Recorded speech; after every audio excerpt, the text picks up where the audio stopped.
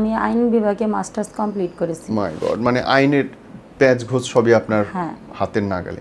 সেই আপনি এত বড় প্যাচে পড়লেন কেমনে?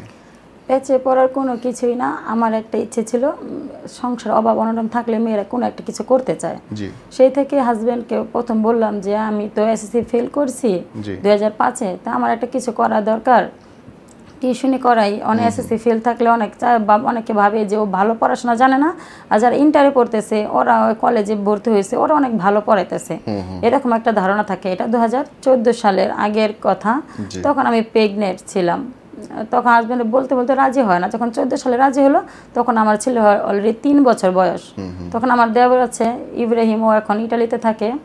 ওর সামনে বললাম যে আবদুল্লাপুরে একটা স্কুল আছে, বাঘাপুর উচ্চ বিদ্যালয়ে উন্মুক্ততে শাখা আছে, ওখানে ভর্তি করি। ও বললো ভাবি ওখানে যাওয়ার কি দরকার, জুরানি তো আছে, রাজাবাড়ি আছে ভাষাপ্রদীপ উচ্চ বিদ্যালয়, পরে আমাকে চলেন যাই। তো আমার হাজব্যান্ড আমার দেবর গিয়ে ওখানে গেলাম, গিয়ে আমরা যা যা ডকুমেন্টস লাগে এগুলো জেনে ভর্তি হলাম। ভর্তি হয়ে 14 সালে পড়াশোনা করলাম। 15 সালে আমি একটা মাদ্রাসায়, কারিমিয়া মহিলা মাদ্রাসা আমাদের ইকুরিয়াতে ছিল, ওটাতে আমি শিক্ষকতা করি 1 বছর। করার পর ওখান থেকে আমার আবার Hasnabad housing model high school আছে, ওখানে আমি শেয়ার হোল্ডার পার্টনার আছি, ওখানে আমি 9 বছর শিক্ষকতা করেছি, এখনও আমি ওখানে আছি।